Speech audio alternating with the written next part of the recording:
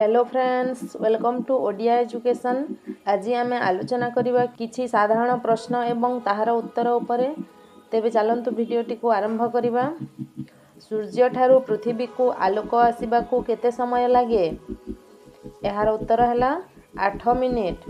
परवर्ती प्रश्न, प्रति सेकेंड रे आलोकर गति केते किलोमीटर? यार उत्तर है 3 लाख किलोमीटर। परवर्ती प्रश्न, नक्षत्र जगत रे प्राय केते कोटी नक्षत्र रहिछन्ति? यार उत्तर है 10,000 कोटी।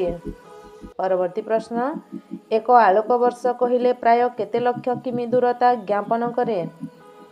यार उत्तर है 9.5 लाख कोटी किमी।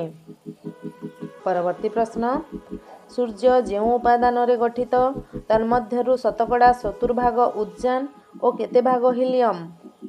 यार उत्तर है 28 भाग। परवर्ती प्रश्न, पृथ्वी सूर्य ठारू 15 कोटी किमी दूर रे रही समस्त सूर्य रश्मिर केते कोटी भागरू मात्र 1 भाग ही पृथ्वी संग्रह करि थाए? यार उत्तर है 200 कोटी। परवर्ती प्रश्न, सूर्यंकर सबुठु निकट रे थिबा ग्रहर नाम कौन? यार उत्तर है बुध। परवर्ती प्रश्न, नवग्रह मध्यरु केउ ग्रहटी सबुठु क्षुद्रतम? यार उत्तर है बुध। परवर्ती प्रश्न, नवग्रह मध्यरु केउ ग्रहटी बृहत्तम? यार उत्तर है बृहस्पति। परवर्ती प्रश्न, पृथ्वीर निकटतम ग्रह किए?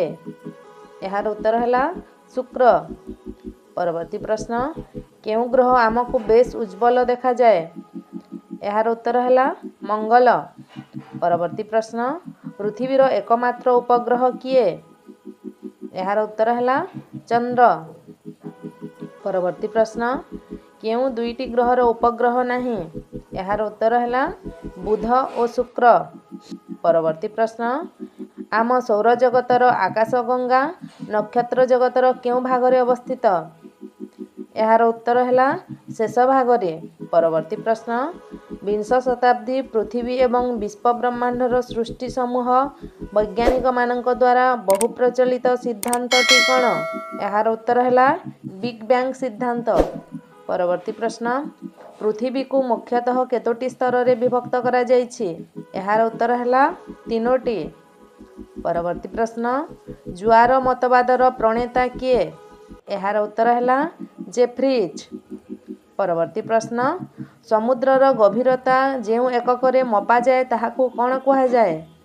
यार उत्तर है फादम। परवर्ती प्रश्न, मानस व्याघ्र प्रकल्प केउ राज्य रे अवस्थित? यार उत्तर है आसाम। परवर्ती प्रश्न, मेलघाट अभयारण्य केउ राज्य रे अवस्थित?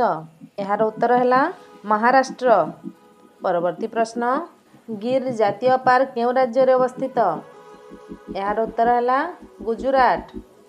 परवर्ती प्रश्न, पालामू व्याघ्र प्रकल्प केउ राज्य रे अवस्थित? यार उत्तर है झारखंड। परवर्ती प्रश्न, काजीरंगा जातीय उद्यान रे केउ प्राणीर संरक्षण करा जाउछि? यार उत्तर है गंडा। परवर्ती प्रश्न, फरक्का बैरेज केउ नदी शଯ୍ୟା रे अवस्थित?